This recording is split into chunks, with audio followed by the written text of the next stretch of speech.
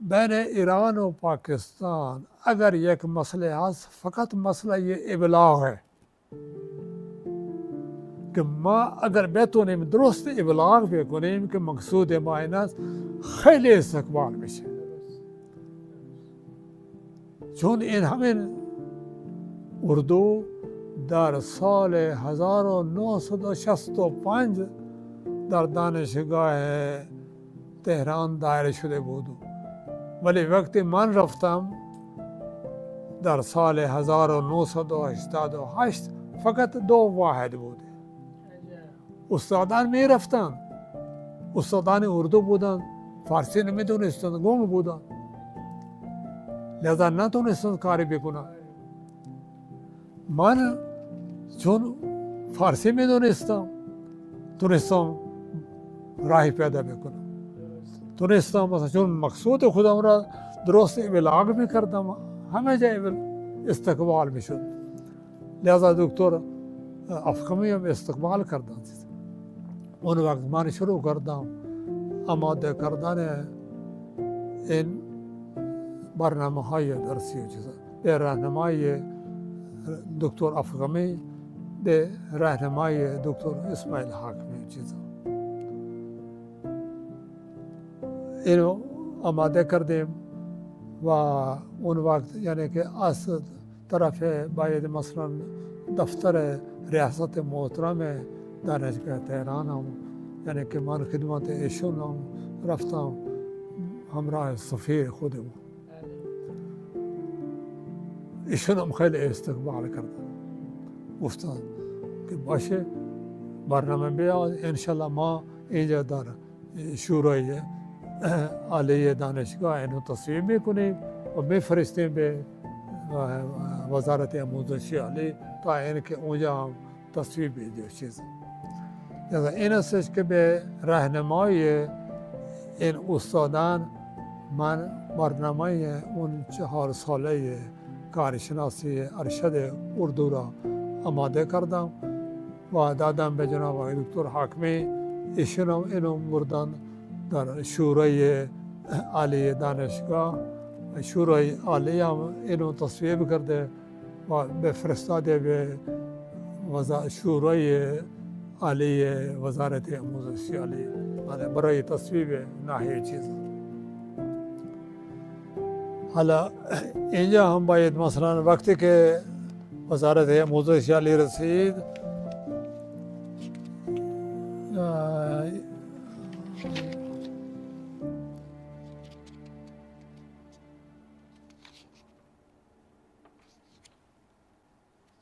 بله باید اینجا از 2 کارمندان یا باید از 2 کارشناسان وزارت آموزش عالی باید تشکر بکنم چون ایشون برای تهیه این دوره 4 ساله این دروس ها خیلی به من اومد چون من چیزی که آماده می کردم می بردم پیششون ایشون هم راهنمایی توصیه می کردن اینو طریق این بذاره دو چیزها این همش را یعنی که وقتی حتی داستان‌نویس بنده که بوده اینو اونجا ماشین میکردن دو چیزها و به من میداد دو چیزها لذا اینها باید مثلا این 2 نفر که بودن یعنی جناب آقای حقیقت نیا و آقای باکر بهشتی یعنی من از ایشون یعنی صمیم قلب تشکر میکنم که اگر اینها راهنمایی نمیکردن ممکنه شاید مثلا این من در این کار موفق نمیشد خیلی مثلا اینجا در دانشگاه ادبیات در دانشگاه دکتر حاکمی و دکتر افخمی و اونجا این 2 نفر جناب آقای حقیقت نیا و آقای باکر بهشتی بوده چیز حالا چون همین دکتر حاکمی به من یعنی گفته بود که یکی از استادان دانشگاه تربیت مدرس دکتر احمد احمدی ایشون در شورای عالی وزارت آموزش عالی هم هستند و اینه که شما ایشون را هم پیش در جریان بذاره چیزا. لذا من خدمت ایشون هم رسیدم، برنامه رو به ایشون نشون دادم، ایشون هم خیلی استقبال کردن، گفتن هیچ مسئله نیست، انشالله وقتی مطرح میشه من حمایت میکنم و تصویب میشه. حالا این که من گفتم که بین ایران و پاکستان هیچ مسئله نیست، فقط مسئله ابلاغه، من از این نظر میکنم که من هر جا که رفتم، حالا باید یک چیز دیگر وزیر آموزش عالی را باید مثلا من حالا الفاظی ندارم که چطور از ایشون تشکر بکنم. وقتی ایشون یعنی که خبر شدند و آگاه شدند که اینطوری برنامه کارشناسی اردو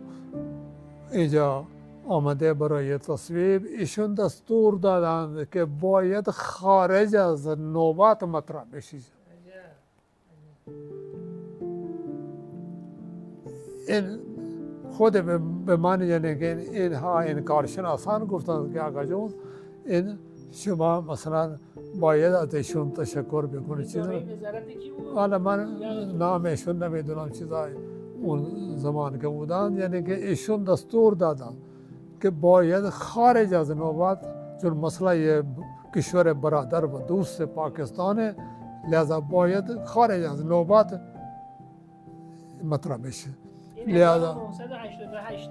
بله زمانش 1988 میلادی. بله بله. لذا این است که اون برنامه مطرح شد و تصویب شد چیزا و باور فرمایید که اون وقت این سایر استادان به من اینطور میگفتند که آقای دکتر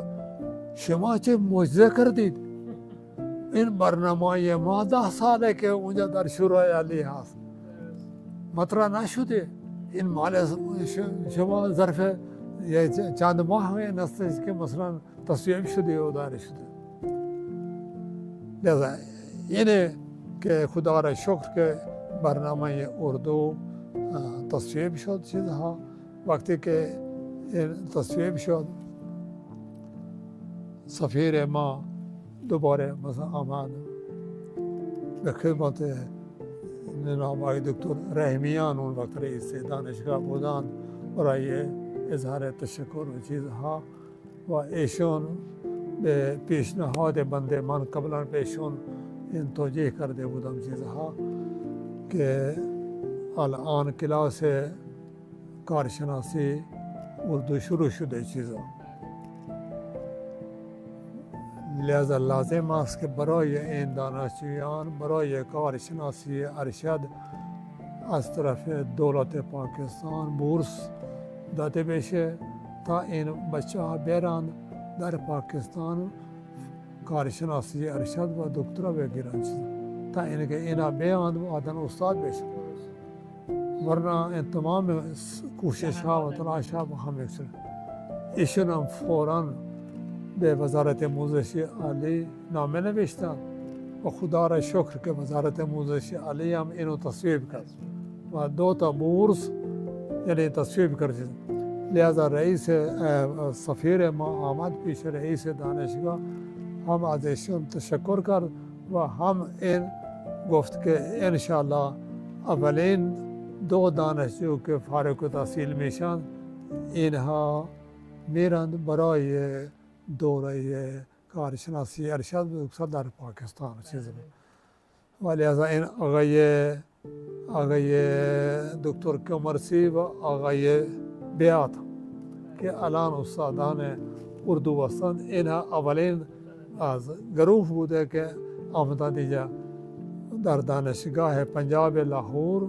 اینها دکترا گرفتند و الان بعدا ممکن بعضی دانشجویان آمدند و چیزا شد.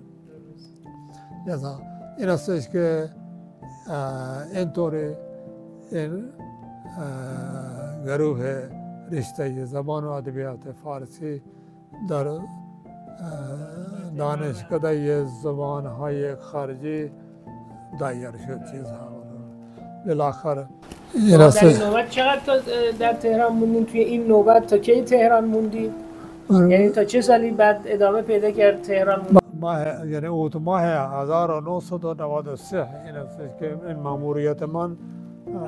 تمام شد و چیزها. اینم البته از طرف دانشگاه حتی نامه نوشته بودند برای تمدید این چیزها،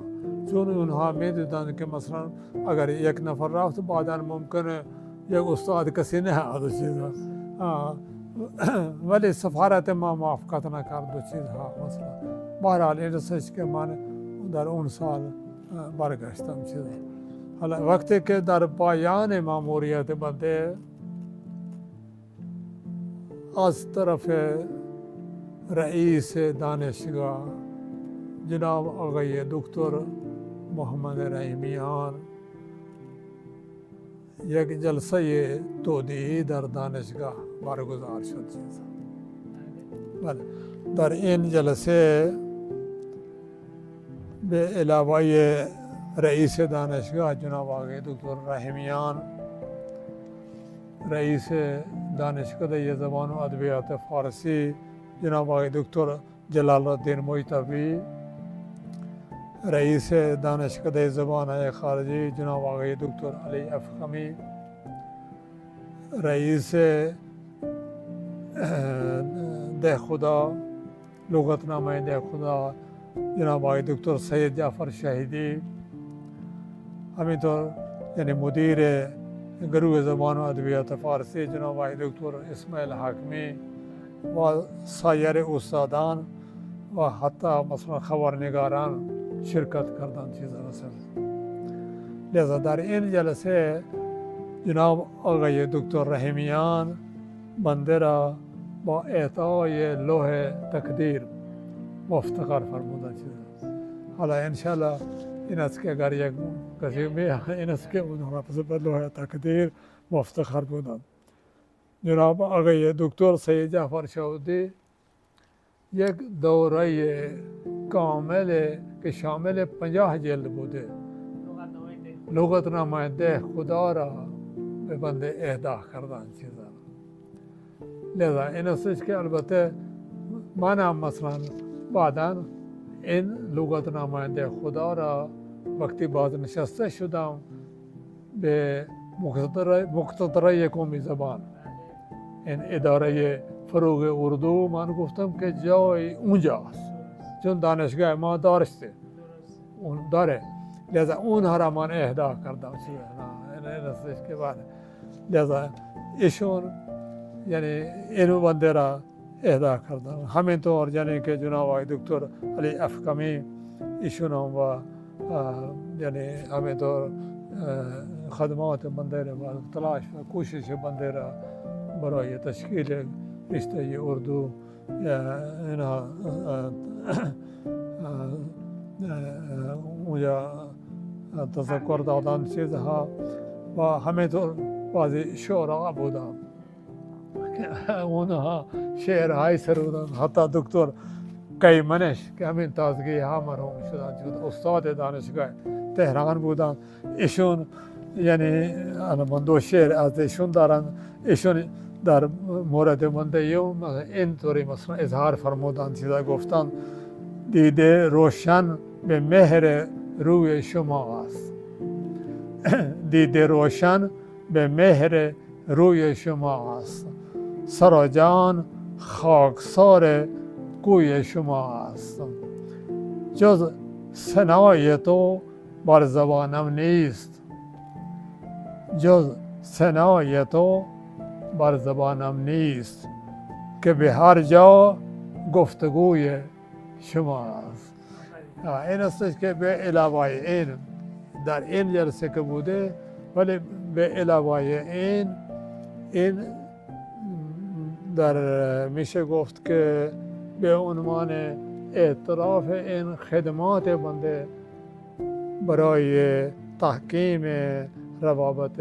علمی و فرهنگی بین ایران و پاکستان و همینطور این تلاش هایی که برای گسترش اقبال شناسی در ایران بنده نمودن، این است که دو استاد معروف اقبال شناس، یکی آقای دکتر محمد بقای ماکان و یکی خانم دکتر شاهین دخت مقدم صفیاری. اینها کتاب های خود را که راجع به اقبال نوشته بودند به نام بنده انتصاب کردند. چیز همینطور شاعره ممتاز ایران سپیده کاشانی مرحومه که مرحوم شده بعد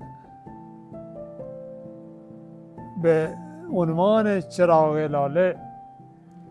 یک شعری سرودند درباره علامه اقبال. به عنوان چراغ لاله راجع به علامه اقبال شعری سرودند و به بنده اعطا کردند که الان پیش بنده به عنوان یادگاری هست. همینطور استاد ممتاز دانشگاه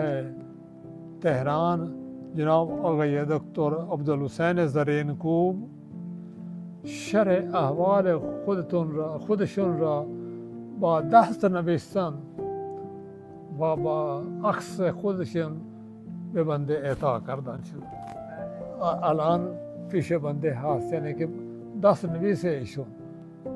و همراه عکس و چیزها. یادمه که اینجا بودش، اینجا مونده بود توی اسناد رایزنی و من جمع کردم و فرستادم خدمت شما. اینجا دست نوشته ایشون اینجا بود و بعد من فرستادم خدمت شما. این است که اونها انتمنسون. لذا این بوده این دوره ماموریت بنده که عرض کردم. حالا می آییم به طرف موسسه نمل و دانشگاه نمل و این چیزها. من در دانشگاه نمل در حدود میشه گفت که 50 سال مثلا الان داره که مثلا اونجا خدمت کردم چیزها. لذا در این دوره 50 ساله خدمت به علاوه درس و تدریس برای کارهای پیشرفت این مؤسسه هم مثلا خیلی من مثلا این استش که همکاری ها کردم چیزا و شاید مثلا تلاش چون در اون زمان شاید یعنی این دکترها خیلی کم بوده و چیزها به این علت این است که شاید یعنی هر کمیته که مثلا مال اون مؤسسه بوده یا دانشگاه بوده من به عنوان عضو اون کمیته مثلا شرکت میکردم چیزها. لذا این استش که به همین علت است که در سال یعنی من در اوت یا سپتامبر 1993 از تهران برگشتم و در میشه گفت نوامبر 1994 رئیس دانشگاه که بوده، رئیس نومل اداره که بوده، مؤسسه که بوده، اون بنده را به عنوان معاون امور امتحانات، چون به ایشون به GHQ شکایت رسیده بود که مسئله امتحان درست نیست چیزا. لذا ایشون بنده را یعنی اظهار کردند و گفتند که شما درسته که مشغول درس و تدریس هستید ولی من در امور اداری هم به شما نیاز دارم و من نمیخوام که شما نام بکنید. این اول گفت چون GHQ میخواد که مثلا چیزها لذا اینه که ایشون بنده را به عنوان معاون امور امتحانات هم تعیین کرده. لذا تقریبا 8 سال از 1994 تا میشه گفت 1202 من تقریبا 8 سال یعنی به عنوان معاون برای امتحانات هم که بودن کار کردم چیزها. لذا در این مورد اتفاقا این استش که طبق سیستم آموزشی ما اینجا عوض میشد چون این کمیسیون آموزشی عالی تشکیل شده بود و این کمیسیون آموزشی عالی میخواسته که این سیستم قدیمی ما پاکستان را عوض بکنند، چون قبلا لیسانس 2 ساله بود و اینجور چیزا، یا سیستم کامپیوتری نبودی و چیزها. لذا این استش که به این علت این مدیر که بوده منو مثلا اینجا آورده بود چیزا. لذا من تلاش کردم، کوشش کردم که بتونیم مثلا این موسیقی خودمون را مثلا مطابق این سیستم جدید ما مثلا برنامه درسی که هستش آماده کنیم. لذا خدا را شکر که من مثلا تونستم اون یعنی که بجای کارشناسی که قبلا مثلا 2 ساله بوده لذا اونو مثلا به 4 ساله و بعد کارشناسی ارشد 2 ساله و حتی دورای دکتری و این چیزها را که هستش، چون فعلا این یعنی که موثر بوده. لذا ما اول از زبان ها شروع کردیم که زبان فارسی، زبان عربی، زبان اردو، زبان انگلیسی و همینطور مثلا زبان های دیگر و چیزها که هستش اینها را شروع کردیم چیزها. و خدا را شکر که من الان یعنی که یک اون نامه از طرف مدیر یعنی اون زمان دارم که ایشون از من خیلی مثلا از این چیزا تشکر های کرده که شما مخصوصا در این مرحله مهم آمدید و ما موفق شدیم که مثلا بتونیم موسیقی خودمون را طبق سیستم جدید آموزشی که هست آماده کنیم چیزها. حالا به علاوه این کارهای اداری و چیزها مسئله تدریس هم همینطور مثلا یعنی ادامه می داشت و چیزها. و اینجا باید مثلا حالا کم این استش که ما یعنی وقتی که کمیسیون آموزشی عالی و این چیزها شد و دوره برنامه فوق لیسانس و کارشناسی اینها ما معرفی کردیم و چیزها دایر کردیم، اون وقت تو ذهن مدیر یه فکری آمد که ما چرا نباید اینو تبدیل به دانشگاه کنیم چیز. وقتی ما این برنامه های الان مثلا عالی داریم باید دانشگاه بشیم، چون اون وقت من معاون ایشون بودن، هر روز ملاقات میشد. یک روز به من گفت که من راجع به این یعنی فکر با وزیر آموزشی عالی صحبت کردم. اون وزیر آموزشی عالی اون زمان یک خانم بوده که از بلوچستان بوده چیز و مدیر گفت که اون خانم زیاد راضی نیست، چه کار کنیم؟ چون فرصت خوبی است که چون اون زمان رئیس کشور جنرال مشرف بوده چیزا. لذا اون گفت که چون اگر این وزیر آموزشی عالی موافقت میکنه رئیس جمهور فوری چیز میکنه، مسئله نیست. من گفتم باشه انشالله یک فکری میکنه. اون زمان جناب آقای دکتر رضا مصطفی سبزواری رایزانی بودن چیزا و آقای عیسی کریمی مدیر بلوچستان بودن، خانه فرهنگ بله بلوچستان بوده چیزا. ما اینطوری برنامه درست کرده بودیم که یک برنامه سخنرانی سراسری دانشجویان فارسی در این دانشگاه اینجا تأسیس میکنیم و در این برنامه وزیر آموزش عالی را به عنوان رئیس این برنامه اینجا دعوت میکنیم چیزا و باید در این برنامه دانشجویان بلوچستان هم حتما دانشگاه کویت شرکت بکنند دانشگاه فارسی. برای این من با جناب آقای دکتر مصطفی صحبت کردم. ایشون گفتند باشه هیچ مسئله نیست. همون وقت تلفن بلند کردند با آقای عیسی کریمی صحبت کردم. گفتند آقای عیسی کریمی فلان ما اینجوری یک برنامه تهیه میکنیم چیزا شما کم از حد اگر 4 دانشجوی بسیار خوب دانشگاه رشته فارسی دانشگاه کویت را آماده میکنیم. اگر راه زمینی نتونستن حتی هوایی باید بیان. لذا این استش که ما اون برنامه را برپا کردیم، منعقد کردیم و وزیرم دعوت کرد. بله اون همه چیزها الحمدلله این است که اون دانشجویان اون چیزها و این خانم را دعوت کردیم. این دانشجویان هم از کویت 2 روز پیش آمدن چیزا. ما اون را یک کمی مثلا توجیه کردیم که شما دور بر این خانم باشید و با ایشان صحبت و مسائل و اینجور چیزها و همینطور یک کمی تلاش کردیم که حد اقل 1-2 نفر از اینها دانشجویان جایزه هم بگیرن چیزا. لذا این استش که اون برنامه برپا کردیم که الحمدلله